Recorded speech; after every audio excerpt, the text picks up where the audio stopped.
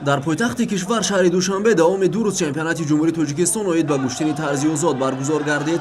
Дар мусобиқаи мазкур беш аз 100 тан варзишгарони беҳтарини мамлакат иштирок намуданд. Рақобатҳо дар толори гӯштини донишкадаи тарбияи ҷисмонӣ ба номи Саидмуъмин Раҳимов баргузор шуд.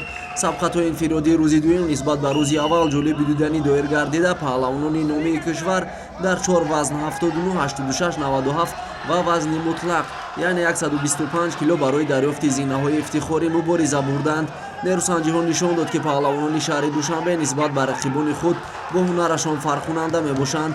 Ин буд, ки аксари ҷоизаҳои ифтихории чемпионат ба онҳо насиб шуд. Дар рақобати даври ниҳоӣ вазни 79 килограмм ду паҳлавони шаҳри Душанбе Сомон Икромов ва Ансор Мавлонзода ба ҳам омаданд.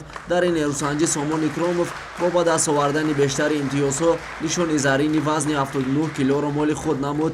Зинаҳои сеюми ин вазнро низ ду намояндаи шаҳри Душанбе Қосимҷон Сардоров ва Умаршо Муъминов соҳиб шуданд.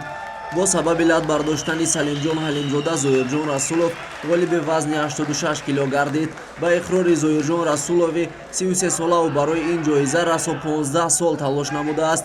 Карам Худоев Тутиё аз вилояти Мухтори Кӯҳистони Бадахшон ва Муяссар Маҳмадризоев паҳлавони шаҳри Душанбе сазовори мақомҳои сеюм гардиданд. Дар финали вазни 97 кило низ ду паҳлавони пойтахти кишвар Раҳмон Маҳмадбеков ва Комрон Маҳмадализода нерӯсанҷиданд. Дар ин дидор Раҳмон Маҳмадбеков бо соҳиб гардидани бештари имтиёзҳо нишони тиллоро моли худ намуд. Дар ҳамин вазн Яъқуб Наимов ва Шукрулло Раҷабов аз шаҳри Душанбе зинаҳои ифтихории сеюмро моли худ намуданд. медали заррини вазни охири мусобиқа яъне 125 килоро яке аз чеҳраҳои саршиноси гӯштини тарзи озоди меҳан ва узви мунтахаби кишвар Фарҳод Анаққулов, ки якачини Душанберо намояндагӣ мекард, соҳиб шуд. Фарҳод дар даври ниҳоӣ намояндаи вилояти Суғд Фарҳод Собитовро мағлуб кард.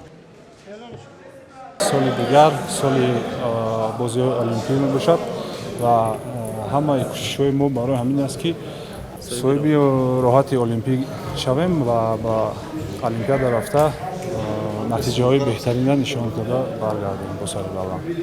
Дар охир тамоми варзишгарон бо медалу ифтихорнома қадрдонӣ шуданд.